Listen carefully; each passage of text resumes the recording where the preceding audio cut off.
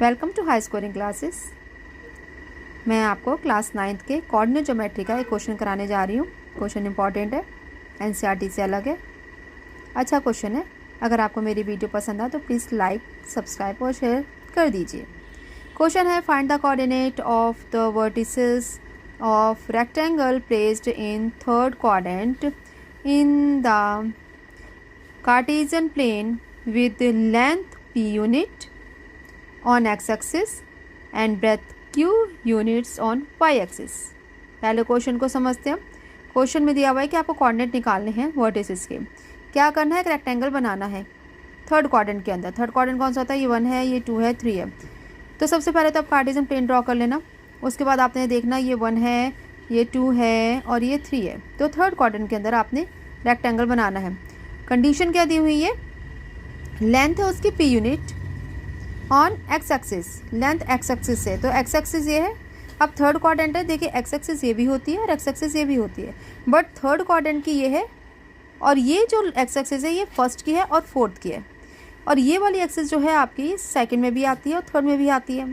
तो थर्ड से कह रही है कि एक्स एक्सिस कितने यूनिट पर है, पी यूनिट पर।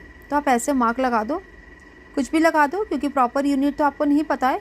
तो आपने यहाँ पे गए और यहाँ पे आपने लगा दिया, लेंथ है ये इस पॉइंट पर कि ए पॉइंट हमने बना दिया, यहाँ से यहाँ तक की लेंथ कितनी है, p हो गई। जब ये p हो गई तो इसके कोऑर्डिनेट क्या हो जाएंगे, लिखा हुआ है मैंने -p और 0। -p 0 कैसे होता है, अब आपको चारों कोऑर्डिनेट के आपको पता होने चाहिए कि किसके अंदर क्या क्या साइन होते हैं। मैं आपको समझा देती हूँ।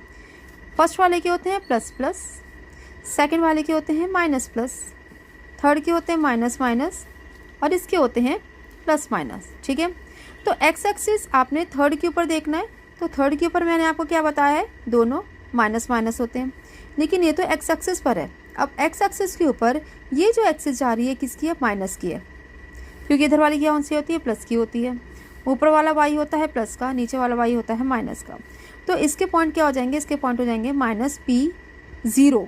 0 क्यों रखा, क्योंकि वाई में तो कुछ है ही नहीं अभी। तो इस ए के क्या हो जाएंगे, -p 0। और दूसरा ब्रेथ क्या कह रहे हो, q यूनिट, यानी कि वाई एक्सिस है, तो वाई एक्सिस से नीचे आएंगे।